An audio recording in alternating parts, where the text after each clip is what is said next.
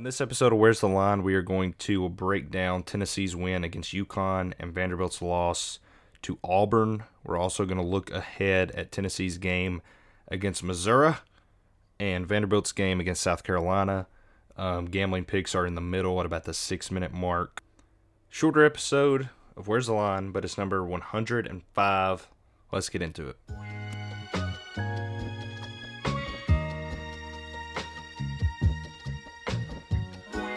You are now listening to the Where's the Line podcast with Joseph West and Britt Dillard.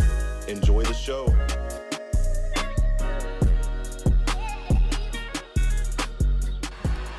Milton gonna take a shot wide open and just strutting in is Keaton. Joe Milton does it again.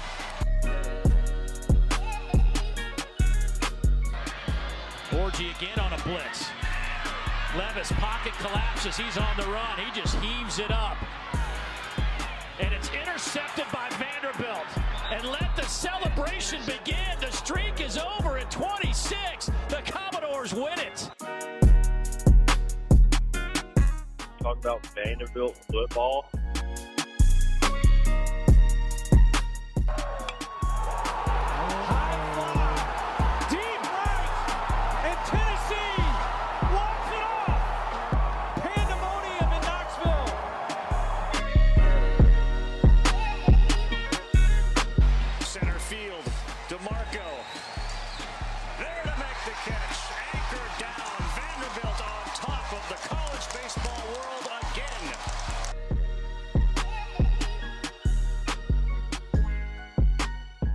All I gotta say, and you're going to hell. Wow.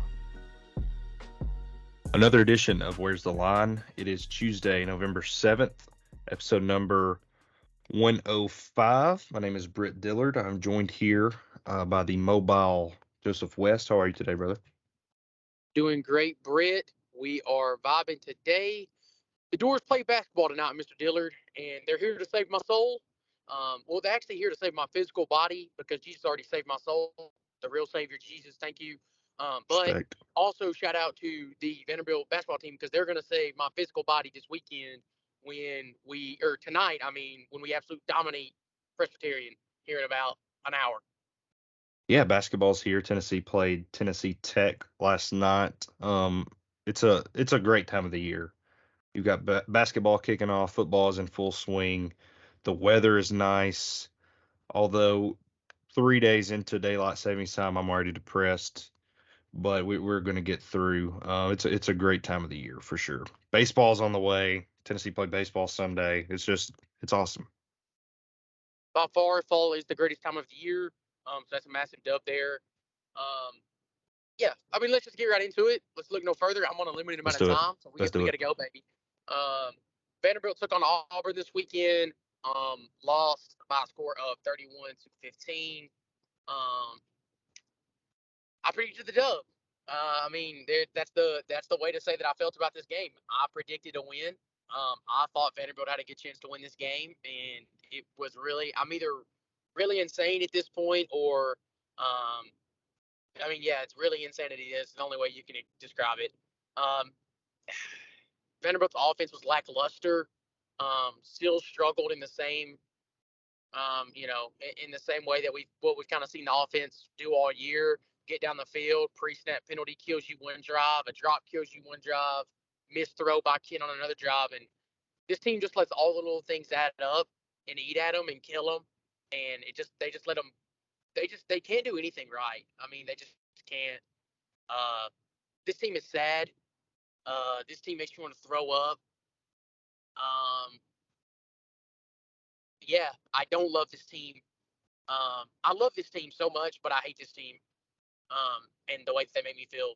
That's just the way you can put it. That's my Auburn recap is, wow, we're really this bad. That's my Auburn recap. That's how you summarize it. Wow, we're really this bad.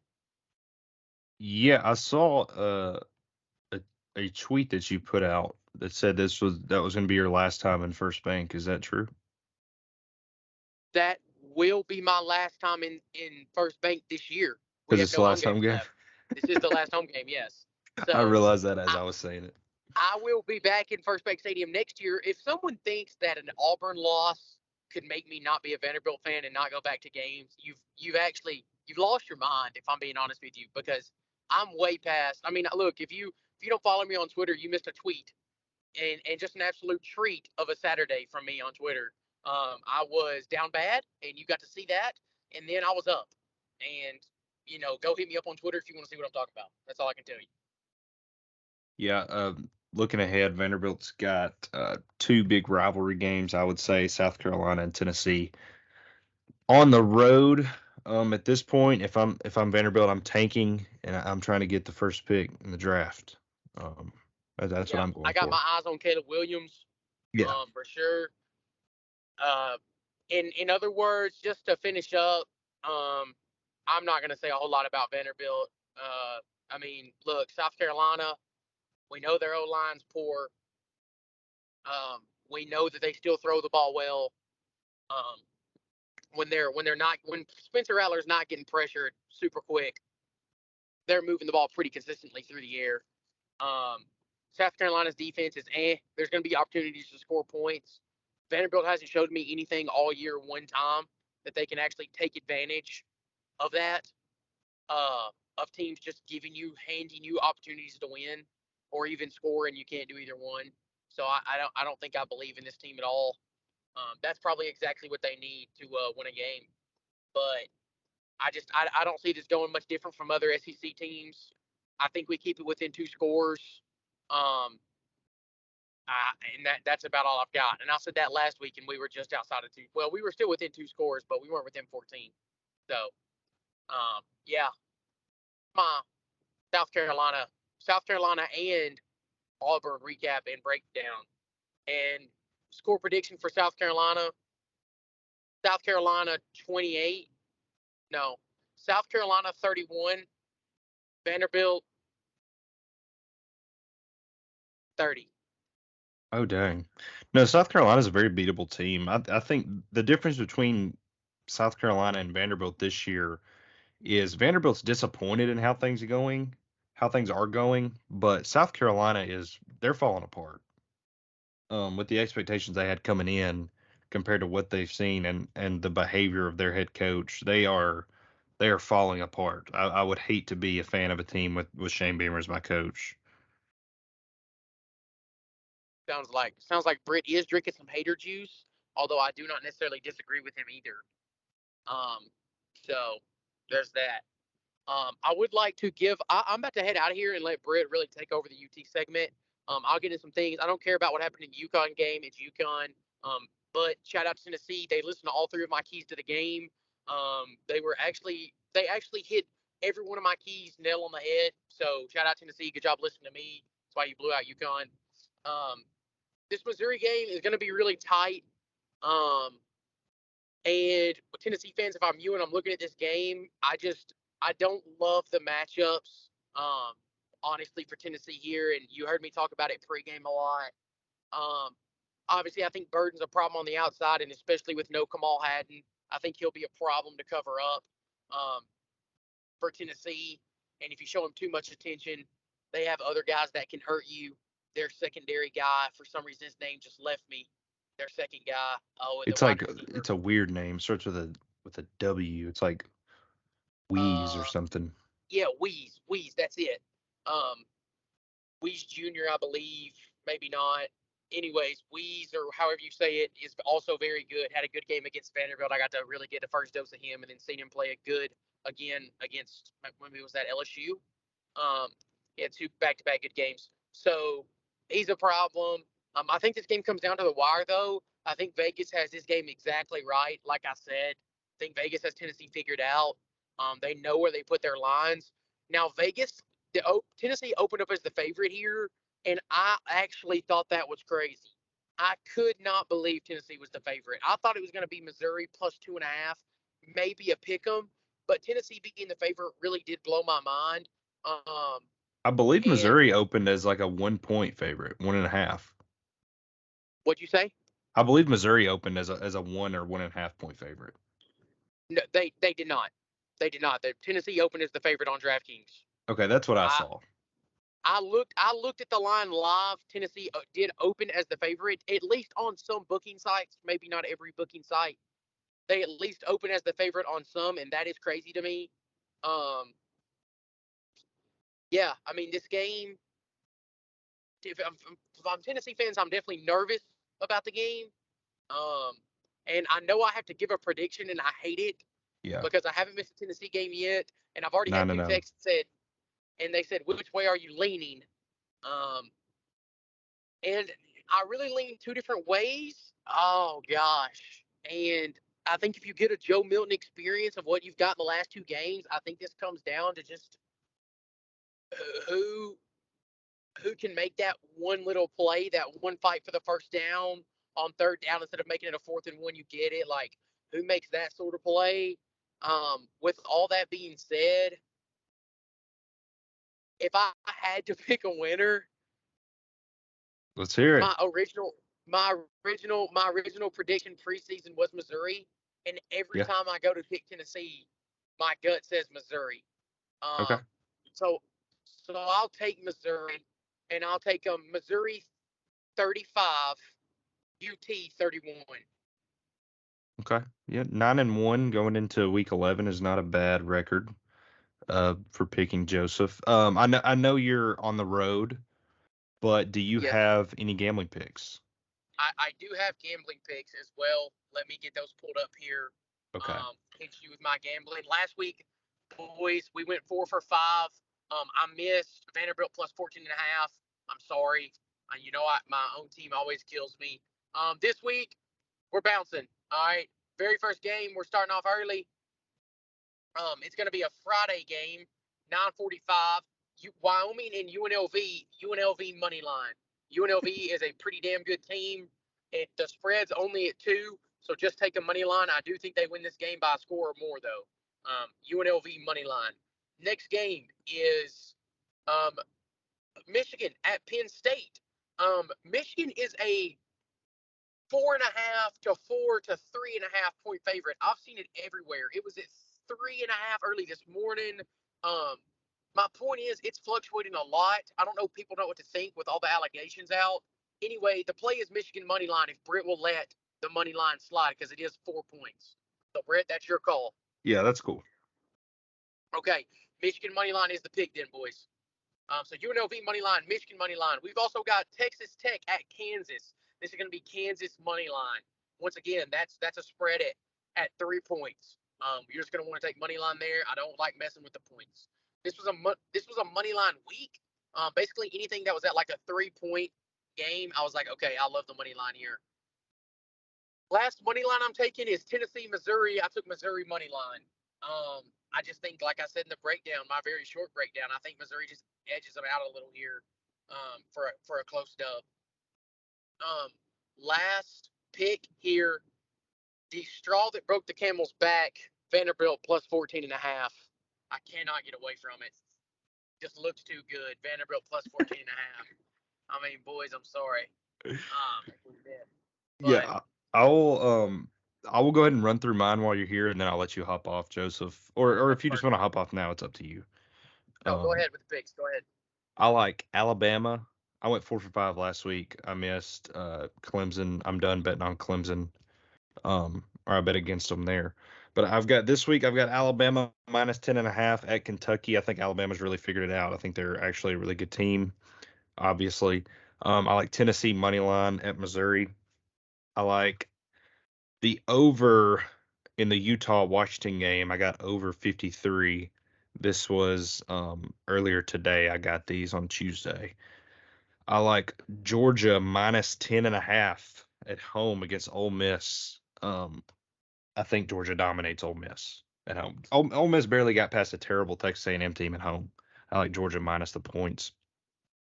And then my last pick, Oklahoma State minus 2.5 at UCF. Oklahoma State had a big win this weekend against Oklahoma, so I like them minus 2.5 against UCF. I like those. That's it. I like those. That's all I got. But on the year, Joseph, you are at 30 points, and I'm at 25 points. So let's go. We're back. Yeah, we're back. All right. Well, gentlemen, all of you listening, thank you so much.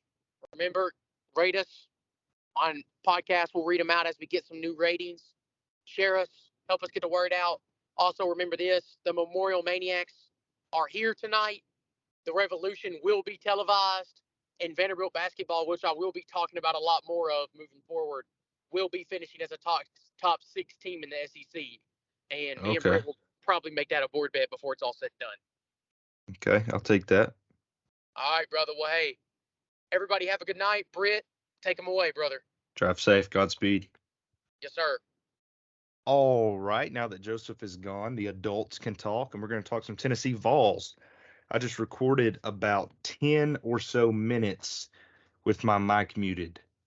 So hopefully I can do better this time around. UT took on the University of Connecticut, the Huskies, this past Saturday, homecoming in Neyland Stadium, 59-3 victory for the Vols. Looked good. Looked good offensively and defensively. You got some things done that I wanted to see. I wanted to see Joe Milton play another good game and get out of there. Stay healthy, build confidence for big SEC matchup next week. So my number one takeaway, Joe Milton, 11 for 14, 254 yards, 2 touchdowns. Offensively, you were chugging. You saw some things that I've been wanting to see. Squirrel wide over the middle, 83-yard touchdown. The guy has speed that we need to be utilizing more. And that was really good to see Saturday. You ran all over him. Jalen Wright had another 100-yard rushing game. His 6th of the year. Offensively, you're finding your groove, which leads me to my second takeaway. We have started to call plays for Joe Milton. It almost seems like last year, or not last year, but before the Alabama game, let's say, you were still trying to figure out what Joe Milton was comfortable with. I mean, it's his first year being the guy for the whole year, and you've progressed in a way that you found what he's comfortable with. You've called plays that lean towards his strengths, which is exciting. I think Tennessee's offense has found a groove, and that leads me to be more confident going into these next 3 SEC games. My third takeaway, your defense looked great without Kamal Hadden, your best secondary player. You had 3 defensive touchdowns, 2 pick sixes by Tank McCullough and Aaron Beasley. And then you had a scoop and score by Tyler Barron, a guy that deserves it more than anybody. Defense looked great. You saw young guys come in, especially in the secondary. Ricky Gibson, Christian Conyer. Those guys are going to be the future. Those guys are the future. You've got an experienced secondary, and those guys are going to have to really step up next year and fill the void left by some of your veterans there. Offensively, you got a lot of good rotation on the offensive line. At quarterback, you saw 4 quarterbacks Saturday. A lot of people I've listened to are pretty upset that Nico only got 2 drives. The way I look at it is, I think Tennessee knows what they have with Nico. I think they know that he's got a ton of talent, especially in the pocket and making throws on the run. I think Nico is very good, and the coaching staff knows that. So it's not like we needed to see a full second half of Nico. I would have liked to, but I'm not as worried about it as a lot of other people are. You've got to keep in mind that there's 2 guys behind Nico that work just as hard as Joe Milton and Nico do. Those guys are at every practice just like those guys. They watch film as much as those guys. They are working just as hard as anybody on the team. And to me, they deserve to play. Josh Heupel doesn't owe us anything as fans just because we want to see Nico play, or some of us do. And he doesn't owe us that. He is a team guy, as he should be, and he gave his guys who work hard some much deserved reps. So that was cool to see. Cool to see Navy Schuler in there with his dad on the sideline. Just overall, a great win. This is what Tennessee needed to have going into this stretch at the end. This is what we wanted to see for the Austin Peay game, and you didn't see it. You just beat up on a team that you're a lot better than. So not much else to say on UConn. Let's move on to this upcoming Saturday. in Columbia, Missouri, against the Missouri Tigers. Missouri, a team that is having a great season. They're 7-2. They have met expectations this year, and that's something that I don't want to overlook. Missouri was a team coming in that had a lot of big expectations. A lot of people are saying they could compete for the East. A lot of people saying they could be a 10-win team, and up to this point, they have shown that that can be true. Missouri is a team that has a ton of talent. Um, Recruiting, especially in the state of Missouri, the past 3-4 years has been very solid, and you're seeing that come to fruition now, and it has led to this huge game in week 10 or 11, week 11, with huge implications for the SEC. I have 3 keys. Let's get into them. Starting with number 1, play your balanced offense. Tennessee benefits a lot offensively from scheme. Just the amount of times that they run the ball is so balanced to the passing attempts, and that's what really has benefited Tennessee in the past, is just finding the combination of run, pass, play action that catches defenses off guard. Missouri's defense is currently 54th nationally. I think that you can really take advantage of this Missouri defense. If you look at Missouri's schedule, let's pull it up here together. Started off with a win against South Dakota. Went to Middle Tennessee. Well, you didn't go to Middle Tennessee. You played Middle Tennessee, and you won by 4. You beat a fringe top 25 Kansas State team by 3.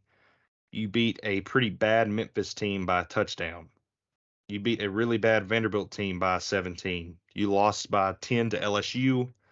You beat a mid-Kentucky team by 17. You beat a terrible South Carolina team by 22. And you lost to the number 2 team in the nation this past weekend by 9 in Athens, Georgia. I'm not scared of this Missouri team. To me, and Joseph's not here to calm me down, Mr. Skeeter of the Woods Water of Missouri is not here to temper my temper. He's not here to hold me back. I'm not scared of this Missouri team. Respect to Skeeter, respect to those guys. Case, I can't remember the other guy's name. They do a great job. I respect the passion for their team. This 2023 Missouri team is 2016 Tennessee. They have a ton of talent. They're having a great year. But in a few years, they're going to look back and say, man, if we could have just beat Tennessee, that would have really made our season. That's the way I look at this. They're a team with a lot of talent that is having a good year that does not have the coaching to break through. This game is not about Missouri. This game is not about Missouri. Missouri is in their Cinderella season. A win for Tennessee means so much more to Tennessee than it does to Missouri. Tennessee is trying to set themselves up for the next 3 years getting in the 12-team playoff. Missouri is not doing that. No one in their right mind thinks that Eli Drinkwitz is a championship level coach, but there are many that will say Josh Heupel could be that at Tennessee. So I just wanted to start with that. I do not think Tennessee can lose to this Missouri team. I'm not impressed by their wins. I'm not impressed by their coaching. I don't think they have played a defense until Georgia as good as Tennessee's. Which leads to my second point. Defense, bend, don't break. This is going to be kind of like the Kentucky game. I do expect Brady Cook to have a lot of yards. Missouri's offense is 27th nationally. I think Tennessee's defense needs to create turnovers, and they need to bend, don't break. Let's hold them to some field goals. Let's make some stops, especially late in the second half. And I think Tennessee can win this game pretty easily. Brady Cook, quarterback from Missouri, is a guy that I've said all year I dread playing. That hasn't changed. I think Brady Cook is a great quarterback. I think he can sling it all over the field. But you've seen the past few weeks, he's more prone to throw interceptions and borderline choke artist. He threw 2 interceptions in a big game against Georgia last Saturday. threw a big pick six in a 2-possession game against LSU when Missouri was going to take the lead. Back-breaking turnovers have kept this Missouri team from being, at this point, 9-0. And that's not something that I'm willing to overlook. I think Tennessee's defense can take advantage of opportunities in the turnover department, especially with their pass rush, which is the best in the SEC. I think that those opportunities are going to be there. So, bend, don't break defense, create turnovers. My third key, I want to see a perfect game from the special teams. Special teams for Tennessee has been great this year. Mike Eckler has done a really good job with that unit. You've got really good specialists. You've just been very solid overall on special teams. Special teams won you the Kentucky game. They won you the Texas A&M game. I need them to play perfect this game. Field position is going to be huge in this game. Joseph said it would be a nail biter or whatever terminology he used. I don't see that. I don't see that. I do think it will be similar to the Kentucky game a few weeks ago, but on a bigger scale. I just think Tennessee finding their offensive groove and their defense showing how tough they are the last 3 weeks, I think that gives me enough to say pretty confidently that Tennessee wins this game by 2 scores. I've got Tennessee 41, Missouri 28. Missouri's defense is not good. And Joe Milton, I think I want to come out and say Joe Milton's about to have the best game of his career. That's what I'm wanting to say, and I will say it, and I just did say it. I think Joe Milton has the best game of his career. I think Tennessee is going to be able to run the ball well.